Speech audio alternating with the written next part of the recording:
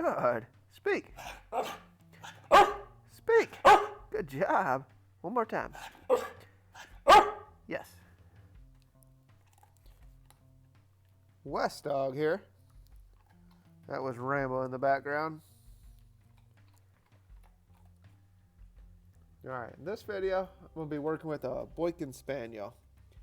I've been using markers with her. If you're not familiar with markers, they're a really helpful tool in dog training. It gives you a really simple, easy way that you can communicate with your dog and get across to them what you want or what you don't want. Okay. Now there's 3 words I use with marker training. That's yes, no, and good. Yes is going to be your reward marker. So whenever you say the word yes, it's followed with a piece of food, or in this case I have a prey item. That's a tennis ball tied to a string, something that a dog really wants. Your next marker is your negative marker, which is no. Now, no can be used a few different ways. You can say, no, don't do that again. Nope. Or if you're trying to teach the dog something new, you can teach the dog, nope, try again. And they learned the word no is negative. And it could be something as negative as withholding food from them, or a leash correction, or any sort of correction the dog would rather avoid. And then the last marker that I use is good. And good is your duration marker. So good comes in all aspects of the training. About every command you can use the good command. In this particular case, I'm using good for when Millie goes to the place board. I can mark that with good. I like what you're doing. Keep doing it. And use it in place of the word stay. So them are the 3 words I use in marker training. No, yes, and good. Sounds simple, right? So in the video, I'm teaching Millie to go to place using markers. I highly recommend teaching your dog place. It'll come into countless aspects of training down the road. When you first start teaching a dog the place command, I like to use a place board that is significantly different than the ground.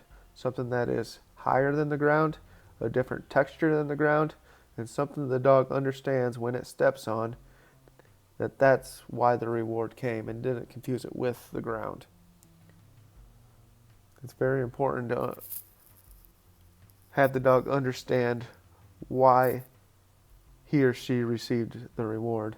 Now the place doesn't have to be I have a piece of outdoor carpet on a plastic crate here, but it could be something as simple as a stump, a rock, a concrete slab, just something different than the other ground texture around it. Something that's very clear to the dog that when it steps on that area, that's why the reward was produced. Good job, that a girl. Good girl. The timing of your markers is very important for your dog to be able to understand what you're trying to communicate to it. You want to be able to mark the second your dog does what you want with yes or good, or the second your dog's doing what you don't want with no or nope, try again. So in the video, you notice I'm sending Millie to her place. If she goes to her place, I'll either mark that with good if I want her to stay there, or yes if I'm going to reward her. So when I send her to the thing, I'll mark that with good. She knows yes is coming, and yes. And yes basically means you're free. Collect your reward. Good job. Now dogs are experts at seeing what they can get away with, so at some point in time they're probably going to go close to their place but not on it and see if that works. Just be very clear when they go there but not on it. Nope. They got back on it and reward. Nope. Good job. Yes. So in the video, I'm using a ball and string to reward Millie for going to her place. This is a great way to build prey drive. You can tie, it doesn't have to be a tennis ball at the end of the string. You can tie a rope, whatever toy your dog likes to the end of the string. And by doing this, you can bring the toy to life Basically, when you move the stick, you move whatever object's on the end of it, and that makes the dog really want to catch it, and it makes it easier for you to keep them from catching it. It's a lot like fishing. Certain fish are attracted to a certain type of lure, a certain movement, certain color. If you can find the right thing to put at the end of that string, you can grab your dog's attention, and you can make it a really useful tool in your training program down the road. Also, by using this, you're putting your dog in a really high state of drive. They're getting excited. They really want to get it. And now they're learning that they have to do a certain task in order to get that while they're excited. So this will help you when you have any situation where the dog gets excited. It's learning to control its mind while it's excited.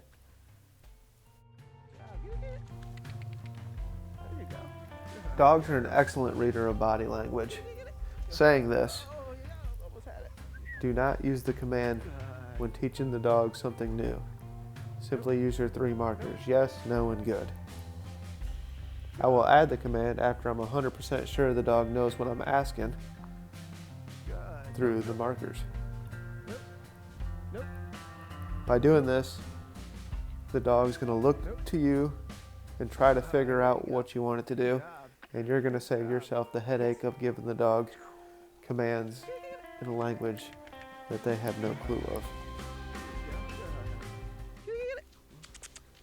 As both you and your dog get better at understanding the marker training, you can start adding distractions to a already known command.